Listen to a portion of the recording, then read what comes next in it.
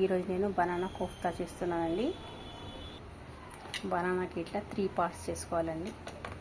ఇది మనం ఇట్లా చేసాం కదా, ఇది ఉడకబెట్టుకోవడానికి వేయాలి.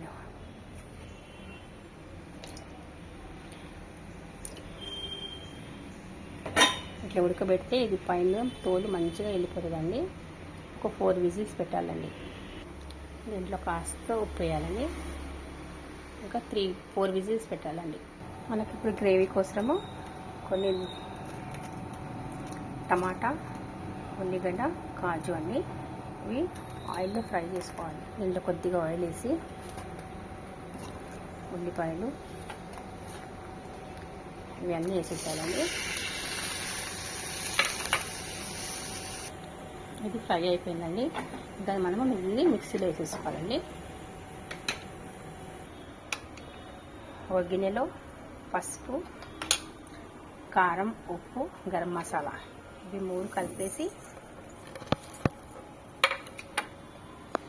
కొద్దిగా వాటర్ పోయాలండి. వాటర్ పోసి మంచిగా పేస్ట్ లాగా చేసేసుకోవాలి. అదిగోండి ఇట్లా పేస్ట్ లాగా చేసుకోవాలండి. కొద్దిగా పల్చగా కాస్త పెరుగు తీసుకోవాలండి. ఒక 2-3 స్పూన్స్. ఇదిగోండి ఇట్లా అయిపోయినాయి కదా. దీనికి ఇట్లా మధ్యలో కాటు పెట్టి ఇట్లా తీసేసేయాలండి. చాలా మంచిగా వచ్చేస్తుంది. ఇదిగోండి